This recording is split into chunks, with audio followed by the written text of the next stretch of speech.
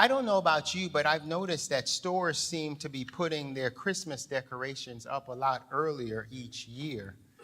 It seems now that even in some areas, I think, if I'm not incorrect, that I saw some stores starting to put up decorations as early as Labor Day for Christmas. But in any case, wherever you go today, you will see Christmas trees with beautiful green bows pointing upward towards the stars and towards the sky. In one of her blogs, one of the writers that I read occasionally, Anna Van Scamp, asked these questions. She said, how did Christmas become something that we could return on Boxing Day when Christ came to be with us? How did Christmas get handcuffed by chains of big box stores when Christ could come and wanted to be one that sets people free? How did Christmas get to be more about cheap stuff than the lavished Savior? She asked finally, what makes us scared to do Christmas counterculture when it's all about God's upending everything?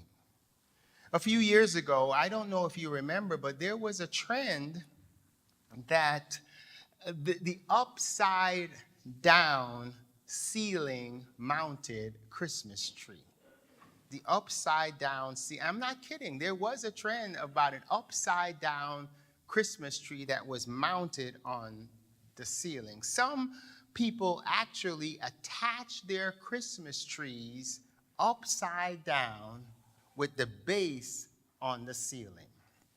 Retailers like Target and manufactured these trees for this purpose, and they sold for anywhere from $300 to $600. And you probably wouldn't find one now. They're probably sold out, but maybe next year you can look for one. What is the point of sticking your tree on the ceiling upside down? Well, other than just being different, an upside down Christmas tree really has several practical applications. Number one, for one thing, Target said that you can put more gifts and more larger gifts at the base of the tree when it's marked upside or planted upside down. And that's really good for all of you big spenders. You can put those bigger gifts. And if you live in a cramped apartment with limited space, mounting the Christmas tree on the ceiling uses less floor space, making it more attractive for those who are in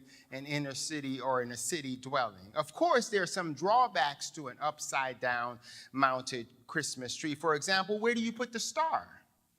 Well, the answer to that, there is no star. And how do you water an upside down Christmas tree? Well, you don't water it because it's artificial.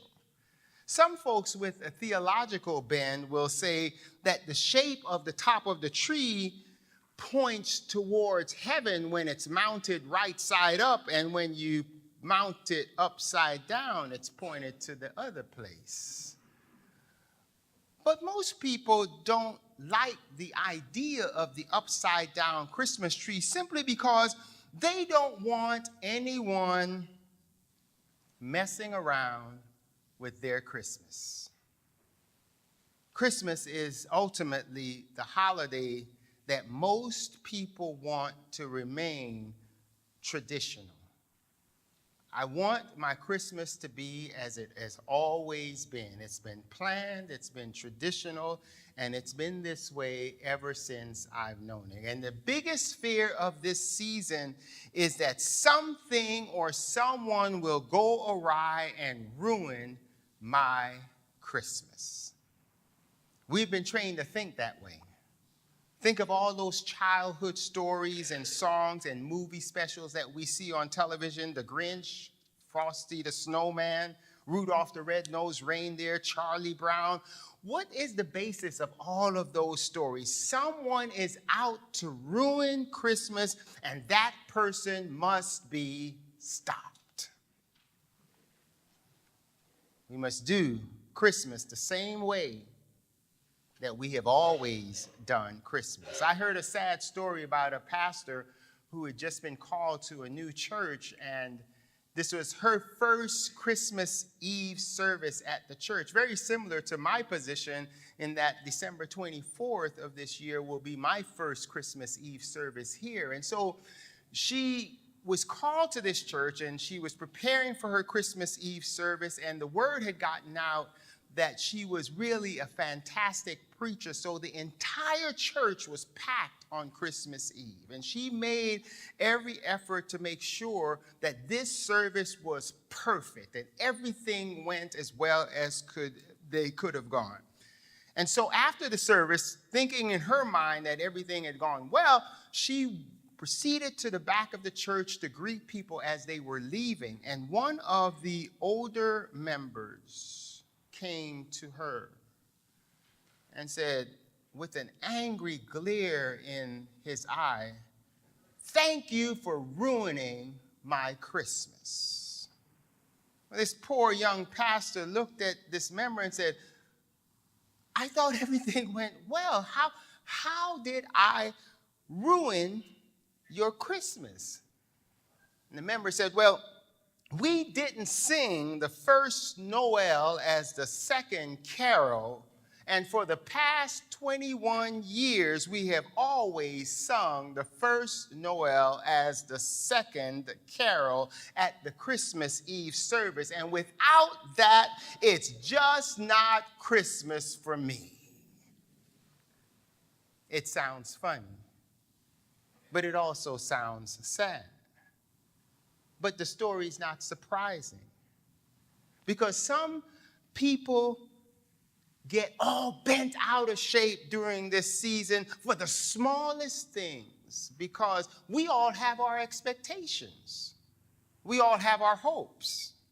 We all have this perfect scenario of what Christmas should be like and how Christmas should be and what should happen, and we will not stand for any deviation from that picture. We don't want anyone turning our Christmas upside down. But when you think of the birth of Jesus Christ, and when you think of what happened that first Christmas, that first Advent, that's exactly what Jesus did. His entrance into the world turned everything upside down.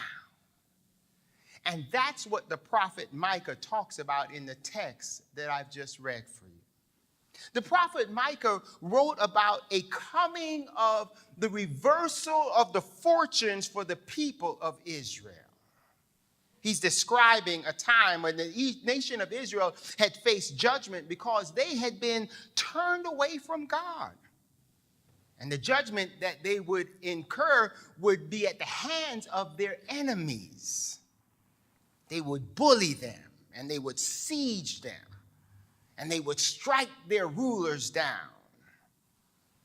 The old patterns of their behavior and their corruption that was characterized by the reign of many of their kings would be disrupted.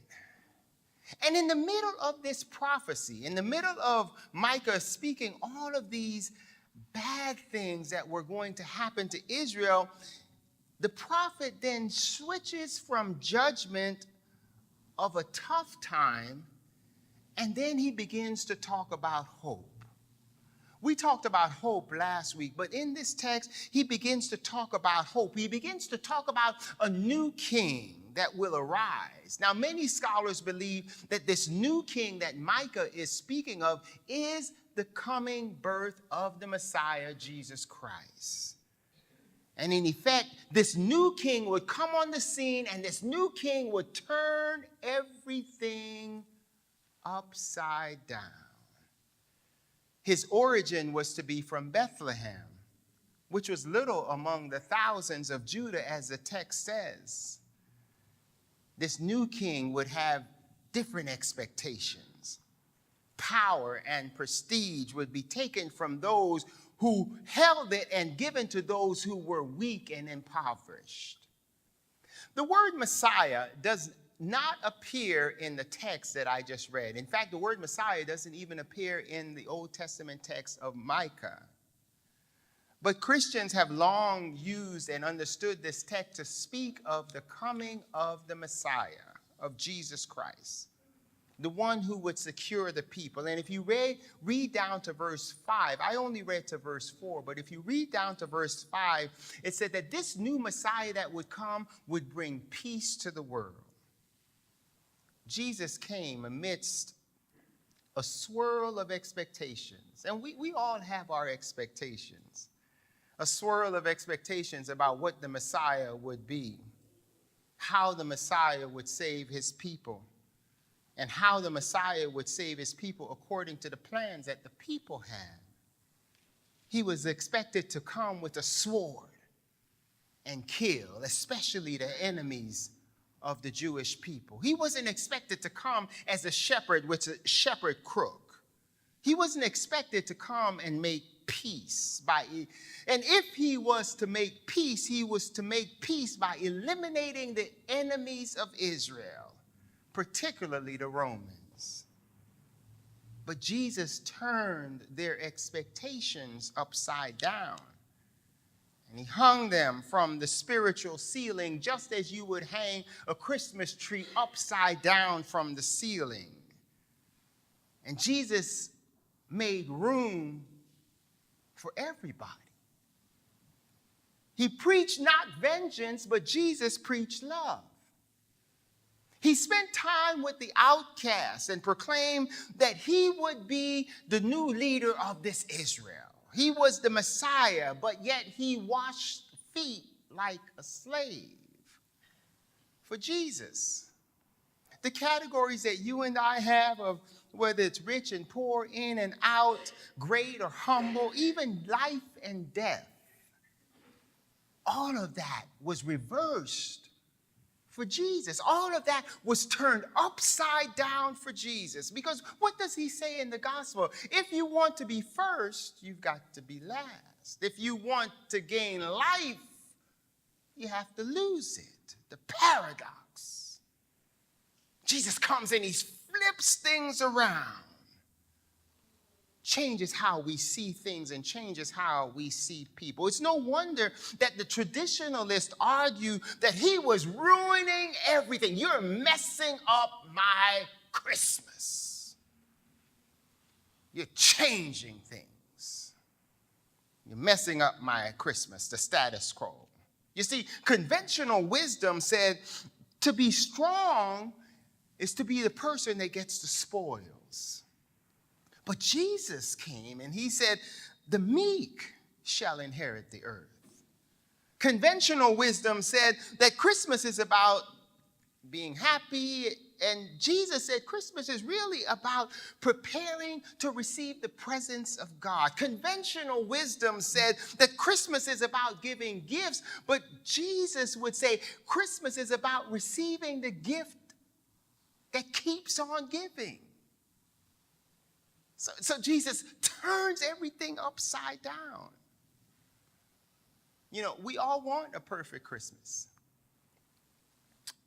I would be the first to admit that. Around this time last year, I had sold the home that we were living in San Diego County, and we were leasing a townhouse in anticipation of this call or a call to one of the other churches that I had applied to. And so my family, for the most part, we didn't have what we would call a traditional Christmas. We didn't have a Christmas tree. We exchanged a few gifts, but we were so much in transition that we were packing up boxes and packed up to the living room ceiling almost. So there was a certain element of guilt on my part that I've robbed my children, my 3 daughters, from this time of year. So this year we went out and bought a nice tree, and we're buying gifts because we all want that perfect Christmas. We don't want to deviate from the traditional script. There's a tree, there's the manger, let's sing Christmas carols and go home and wrap presents. But Jesus is the real present that comes to us this time of year. Jesus is the real gift. And the gift of Jesus in the scripture is the gift of turning things upside down. Not just in a nation, not just in a country, not just in a city, but sometimes Jesus comes to us to turn things upside down in your life and in my life. I have no idea what you might need turned upside down in your life. But that's what Jesus' presence offers to do in your life and in mine. Instead of celebrating the sameness and the traditional uniformity during Christmas season, we should be celebrating the upside downness. Did you turn that upside down? I just noticed it. The upside downness that Jesus ushers into our world. A Messiah is born. A Messiah is born in a manger and rebels against society. The society that expected him to come a certain way, but he chose to come another way. He becomes the crucified king and then the resurrected redeemer. Nobody expected anything like this. If talking about an upside down Christmas tree nailed to your ceiling seems rather confusing, imagine how the first century people received this message of a Jesus who turns things upside down. You remember that blog that I quoted from earlier in the message by Anne Van Camp? She goes on in her blog, and she seems to be writing to her sons, and she says this. She said, "Boys, we're going to celebrate an upside-down Christmas this year so that real love falls out of it. We're going to celebrate an upside-down Christmas this year so that no one gets hanged by debt.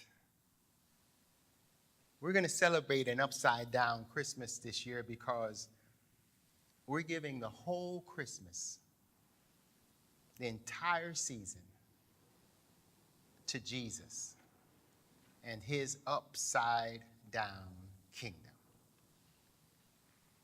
I want to invite you to join me, not in robbing Christmas of the joy, not in robbing Christmas of all the festivities and the decorations, but including in a part of your celebration from this year that upside down Christmas, where we invite this Jesus into our life, into our home, into our community, to change things in the direction that he wants them to go. Let's pray. Hi, I'd like to thank you for worshiping with us this morning via the internet. And I'd like to invite you to come and worship with us in person at our sanctuary. 15905 West Sunset Boulevard is our location, and we'll have a seat waiting for you. You can also visit us at www.plc.cc if you'd like to view other messages. Thanks again. Have a blessed day.